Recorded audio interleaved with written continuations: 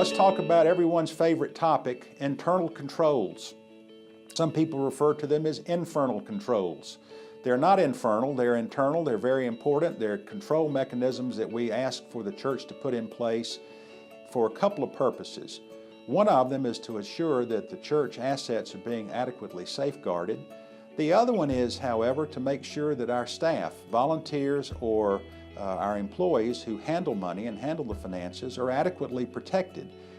You see, when one person is responsible for doing every single financial function at a church or any other organization, even a legitimate mistake, even something that just happens that's a mistake that is not intentional, that is not, has no adverse intent whatsoever, the person engaged with those processes might be viewed suspiciously by the people in the organization, despite the fact that they meant no ill intent.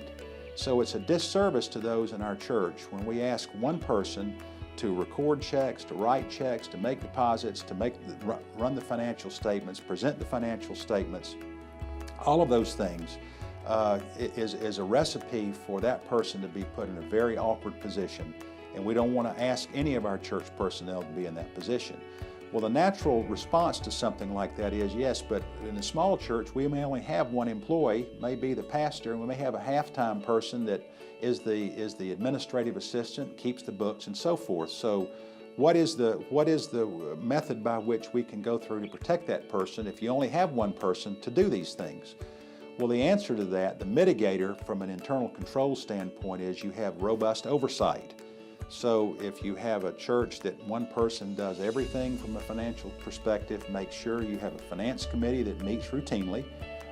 Make sure that finance committee is reviewing not only the financial statements, but also is looking at the bank statements, that is looking at samples of disbursements, that is looking at transactions that both are incoming and outgoing from the church, so that that one person is protected by people who care for them, who care for the church, and want to make sure that financial transactions are being managed appropriately.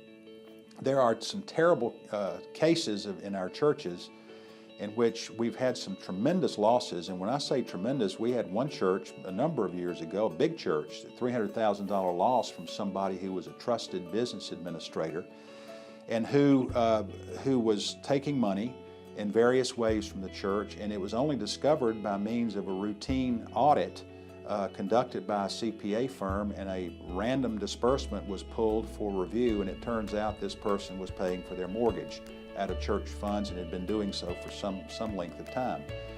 The question is, really, would that person have done that had there been robust oversight? Had they known that there were processes in place to review work on a routine basis, might they have not been tempted to do that? And so if we approach it from a Christian perspective, that we want to put things in place that will not provide people an opportunity to do what they might not would have done otherwise, we need to be doing that. Obviously, when we talk about internal control, and I do have sample policies that I'm going to place the link below so you can click on them, they're on our website. When you start talking about internal control, that brings up a lot of potential emotions with folks. If you have a treasurer that's been there 20 years and they under any circumstances would not do anything wrong, they're incapable of it with respect to church money, when you go and start introducing the topic of oversight and we're going to start looking over your shoulder, the natural response from a lot of folks is, you must think I've done something wrong.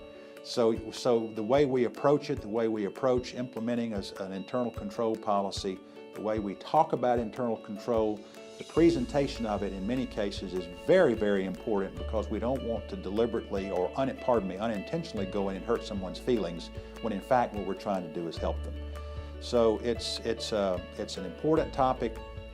Please be aware, again, like all of these issues, if you're trying to get to a process of robust internal control for your church, I can help you with that. I can talk through some of this with you. Call me or send me an email, and we can process it, and I'll be happy to do that.